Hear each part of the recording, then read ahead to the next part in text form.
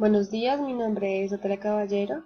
Hoy vamos a hablar de alteraciones metabólicas y neurológicas en el adulto mayor.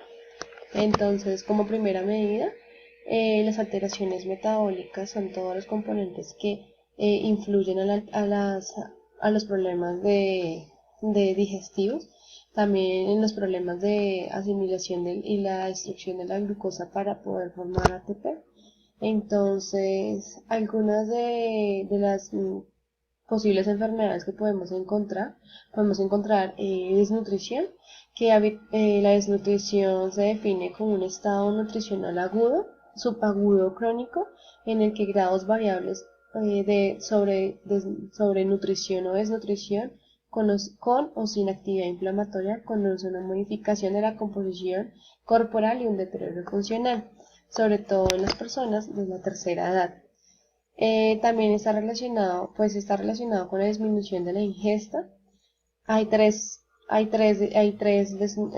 tipos de desnutrición: por la disminución de la ingesta, por la desnutrición relacionada con la enfermedad crónica, en donde hay procesos inflamatorios, y necesitamos un poco más de consumo metabólico por la infección que se debe, y por los que pacientes a veces no refieren comer por procesos patológicos que puedan presentar en la deglución, que puedan presentar disfagia también, o la desnutrición asociada a enfermedades agudas con parámetros de inflamación agudo y de grave a severo. Aquí ya entonces encontramos que la enfermedad se desarrolla muy rápido y a los pacientes no les da como el poder de poder ajustarse a esa enfermedad, entonces los pacientes dejan de comer. Eh, Tenemos datos en los que los pacientes adultos mayores entonces presentan una estancia hospitalaria frente a la desnutrición de 30% o más, prolongadas. También tenemos que esto hay un aumento de los costos económicos. La desnutrición en el periodo perioperatorio también se acompaña de una disminución en la cicatrización. Entonces, porque no hay ATP para las células y no pueden funcionar óptimamente, y sobre todo si hay una herida. Además, hay un proceso de sufrir infecciones nosocomiales, ya que no hay la suficiente glucosa para elaborar nuevas células, y no hay la buena reacción inmunológica del cuerpo frente a las alteraciones que puedan presentarse en un hospital. Además de la formación de úlceras a presión, también, o sea, todo esto hace que la estancia hospitalaria sea mucho mayor y los costos van a aumentar, y el paciente mayor podría tener o generar una mayor mortalidad cuando está aquí en el hospital debido a la desnutrición. Los factores de riesgo frente a la pérdida de ingesta, entonces se puede presentar sobre todo en el sexo femenino, cuando hay personas de mayor de 85 años, entonces es cuando la ingesta energética es menor del 75%. Además, o sea, puede haber problemas en la dentadura y en la cavidad oral, diferente a patologías bucales. Disfagia, que es el dolor al comer, al tragar, y por eso los pacientes dejan de comer. Dependencia para las actividades diarias, es especialmente relacionada con la alimentación. Entonces hay pacientes que no pueden comer por sí solos y dependen de muchas de personas, de segundos para poder alimentarse. Hay situación de encamamiento, entonces personas que pues tengan parálisis y no puedan comer cuando ellos quieran, sino cuando una persona se disponga a darles alimentación. Existencia de comorbilidad, dos o más enfermedades crónicas, por ejemplo el EPOC. Muchas personas como sienten disnea de comer, entonces no tratan de reducir más la comida. Demencia o depresión, que pues si hay mucha depresión los pacientes no comen. Osteoporosis, una fractura de cadera, por el dolor no pueden comer. úlceras por presión, ya que no pueden adoptar una posición de sedestación y prefieren no comer. Pacientes con accidentes cerebrovasculares, en donde los pacientes presentan una parálisis de su cuerpo y no pueden comer, infecciones, estreñimiento, neoplasias, pues de estas, los medicamentos hacen que las personas vomiten mucho, entonces no van a comer nada, y empleo de fármacos sedantes que los pacientes no van a despertarse para comer. Hay diferentes cuestionarios. Uno de ellos es el Mini Nutritional Assessment. Es un cuestionario que consta de 18 preguntas. Entonces, valora parámetros antropométricos, valoración global, historia dietética, autopercepción de estado de la salud y permite estudiar por separado cada uno de los ítems con respecto a una puntuación. Otro parámetro que tenemos es la obesidad sarcopénica.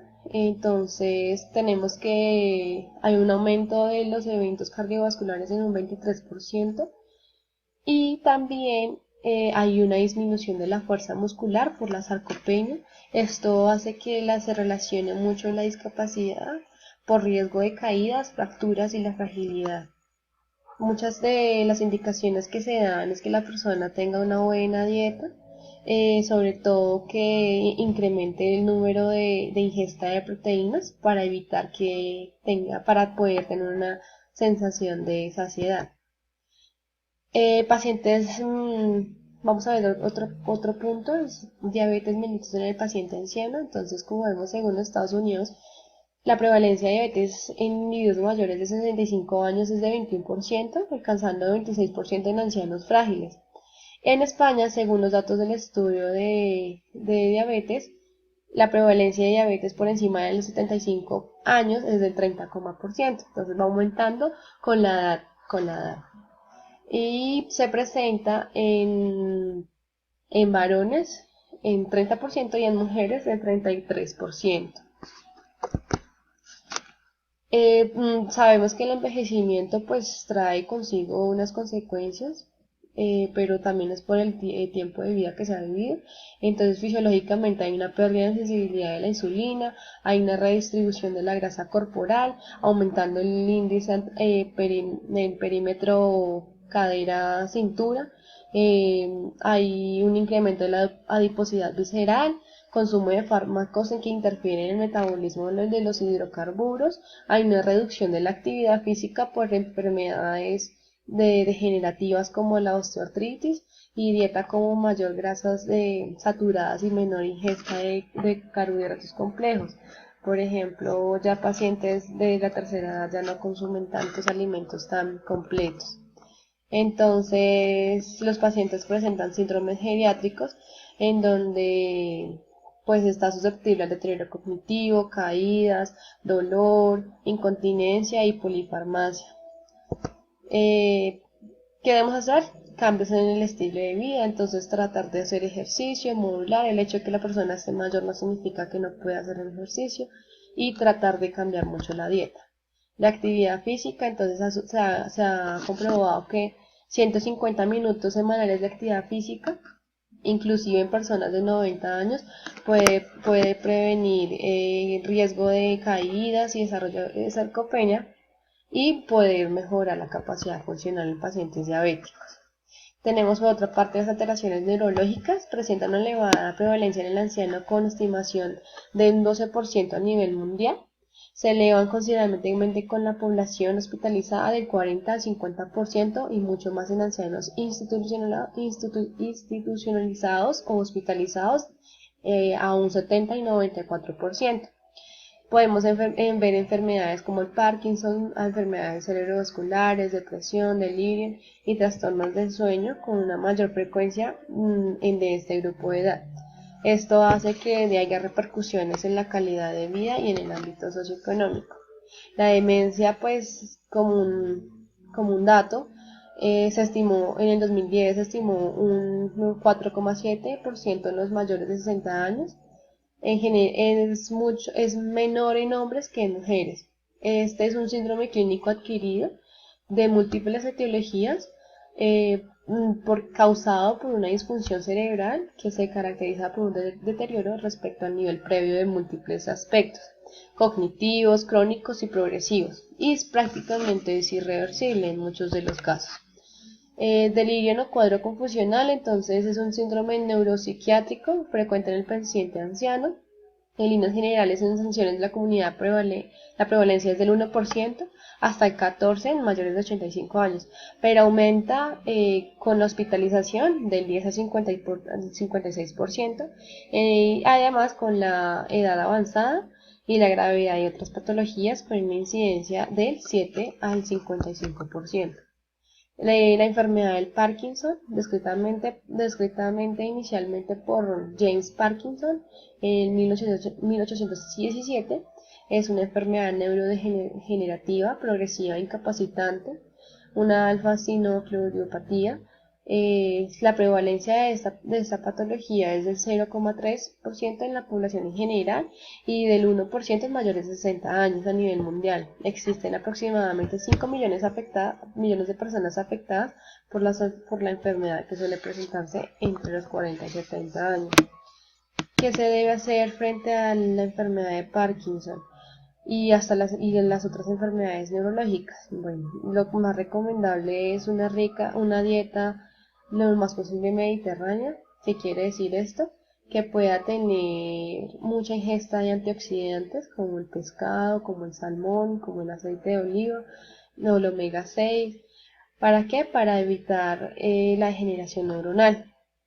Además de poder mantener una óptima actividad de ejercicio para que el paciente no pierda tanta fuerza muscular y por tanto pueda incrementar su capacidad cognitiva, ya que se ha demostrado que el ejercicio está muy relacionado con el cerebro.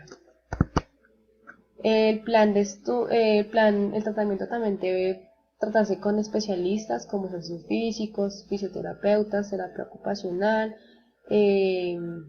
todas las personas que puedan ayudarlo, y también debe estar acompañado de un tratamiento farmacológico que alivie los síntomas y disminuya un poco la mortalidad de estos pacientes, tratando que ellos puedan tener un paz y puedan ser autodependientes, que no necesiten tanta ayuda de familiares y no sentirse mal por las patologías que presentan. Esta bibliografía la saqué de esos artículos, y como podemos ver, pues debemos ayudar en lo posible a las personas de la tercera edad, ya que pues es un proceso normal de la vida en que el cuerpo se va deteriorando, pero eso no significa que también se vaya a deteriorar el afecto hacia ellos. Entonces, en lo posible por ellos y por darle las veces a ellos, tratar de ayudarlos en lo más que se pueda. Saber que hay que tener mucha paciencia y que ellos vuelven a ser como niños. Entonces, explicarles muy bien y poder ayudarlos en cualquier cosa que ellos dispongan. Muchísimas gracias.